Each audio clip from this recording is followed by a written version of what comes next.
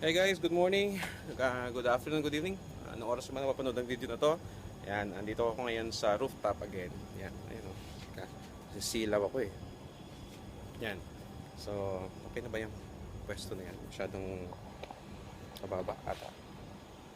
Alright, okay. Nakasilaw yung araw. Yan, alas 7 ng umaga dito sa Doha. Yan. So, tapos na tayo nung last time sa introduction, right? So, ito na tayo. Chapter 1. Anyway, sasabihin ko muna sa inyo. Okay, by the way, hindi ko pa introduce sa inyo. Kaya dito tayo ngayon sa reading natin for Genius of the Poor. Uh, as I called Reflection at 5. Pang-lima natin ngayon. So, Reflection at 5, The Genius of the Poor by Tom Graham. So, ito yung ating ina-expect na mga titles sa mga chapters na to. So, babasahin natin. Babasahin ko sa inyo. It will be chapter 2 until chapter 20. So chapter 1 will be the view from the top. That's chapter 1. Chapter 2, side by side. Chapter 3, closet heroes. 4, blood, sweat, and tears. Chapter 5, better together. Chapter 6, steering the giant within. Parang si David lang at si Goliath. Okay? Sa 7, the best of the least. The best for the least. Sorry. Gaba ko lang. Yan. Chapter 8, dignity restored. Very good. Chapter 9, faith, hope, and love. Wow. Malupit yon, di ba? 10, sweating for peace. Chapter 11, citizens in solidarity. Yan, sama-sama, bayanihan. Chapter 12, going further afield. Chapter 13, rebuilding together after the storm. I guess this is for the Typhoon Haiyan. I'm not sure, kasi hindi ko pa naman nabasa. Chapter 14, The Genius of the Poor. So, yun yung title ng book.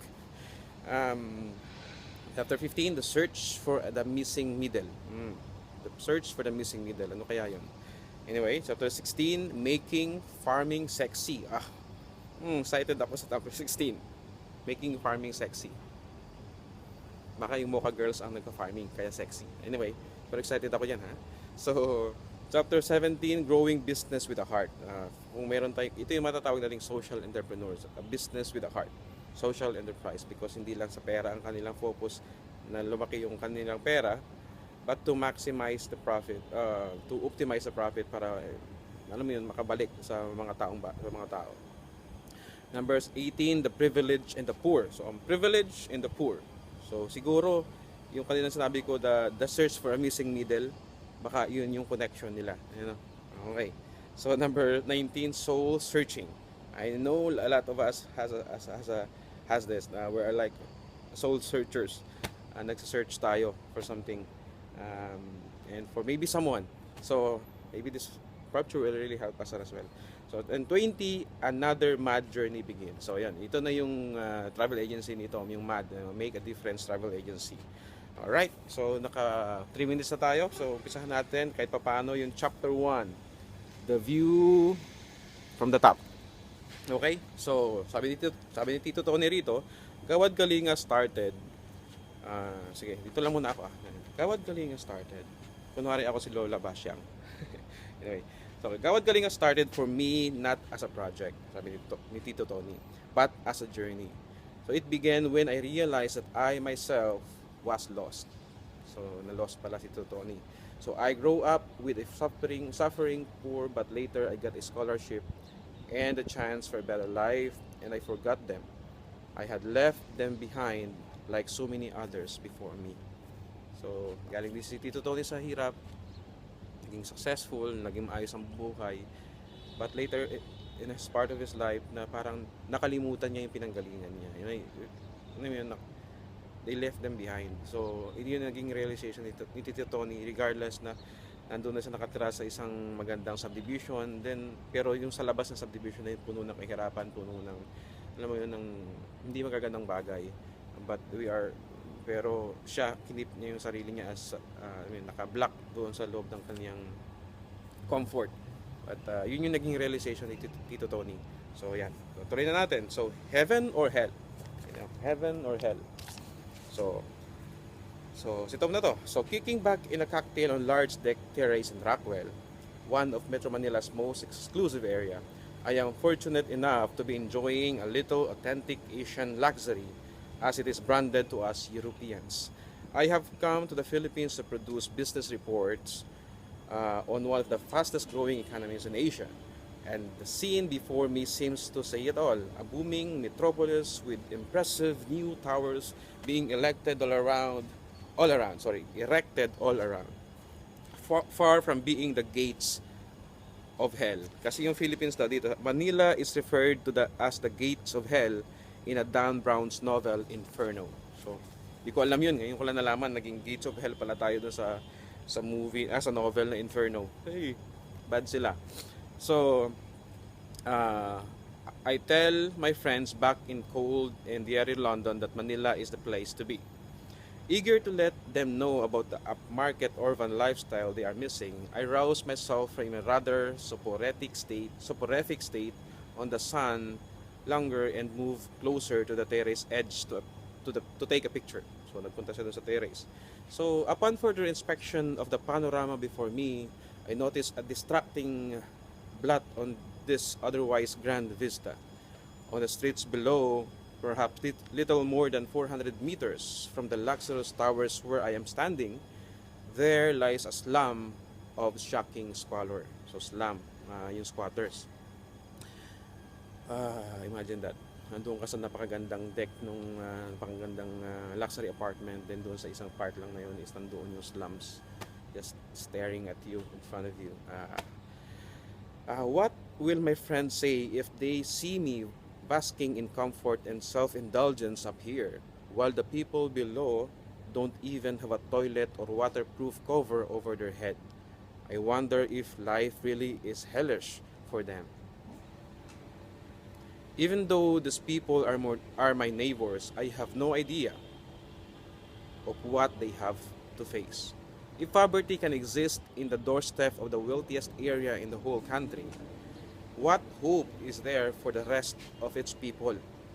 These thoughts make for an uncomfortable final few sips of my mojito. I think it's a drink. Mojito, ma? Hindi ko siya alam, sorry. Please tell me what is mojito.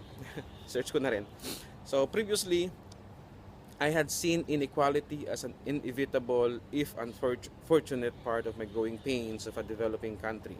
In the usual argument of our business reports that more foreign investment in the country would lead to more economic growth and eventually less poverty. So why then has this scene of deprivation registered so strongly with my consciousness? So my friends joke that alcohol is making me more reflective and sentimental than normal. So it's an alcohol. Sorry naman. Hindi ko siya alam. So yung mojito.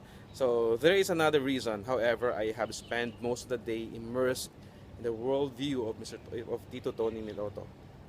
He, more than anyone else, challenged me to consider the poor in a different light. 8 minutes na tayo. So 2 minutes na lang. So ito, basahin ko lang. Going beyond charity.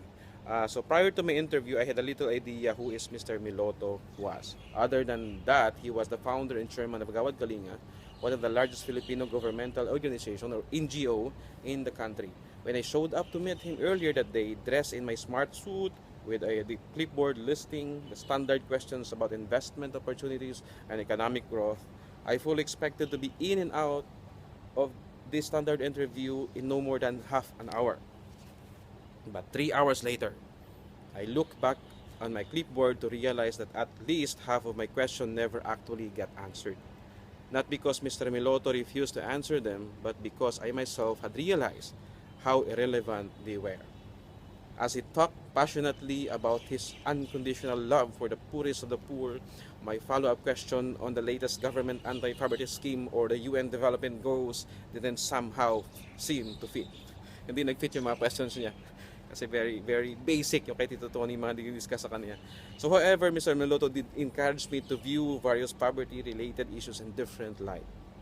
Different light. See? That's the light. Yan yung sun. So alright. Nasaan na ako? Nawala tuloy ako. Different light. Ayan. So when I talk about charity, he spoke about going beyond it.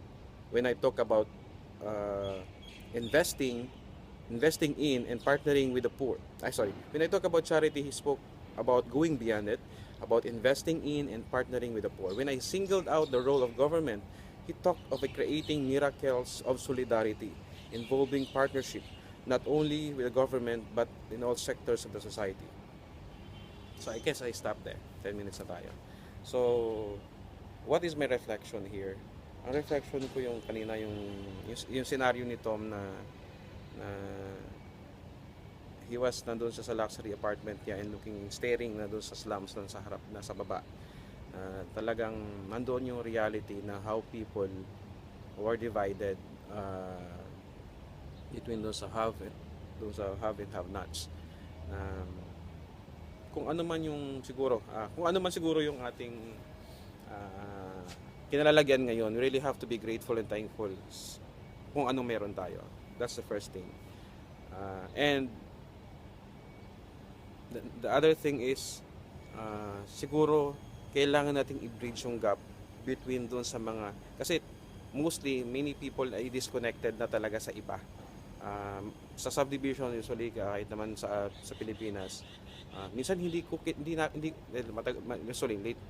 minsan lang kami umuwi. Pero yung kapitbahay namin sa gilid, sa harapan, halos hindi namin kilala. Hindi namin alam kung ano yung mga pangalan nila. Ganun tayo ngayon ka-disconnected kasi nandun lang tayo pagpasok ng subdivision, pasok sa bahay, labas ng bahay. We don't even have a time na makipag-usap doon sa mga nasa tabi natin. So marami sa ating guilty niyan, and I'm one of those. So yan yung aking isa sa mga work in progress. So guys, we just have to really look into and be aware sa mga nangyayari at do something. So sundan lang natin, tuloy-tuloy nating basahin itong libro na to. Just to be appreciative about life and be thankful about life. Naging masaya lang tayo. Yun lang siguro. And let's continue to be maging inspired dito sa, lalo na kay Tito Tony, kay Tom, sa mga experiences nila. And alam ko marami tayong matututunan dito. Alright? So, it's already 12 minutes. So, baka naiinis na kayo. Mahaba na. Papasok pa rin kayo sa office. So, thank you. God bless. And I prayed for you. And guys, just accept to be blessed and be a blessing to other people. Okay? See you and take care. Have a nice day. Bye.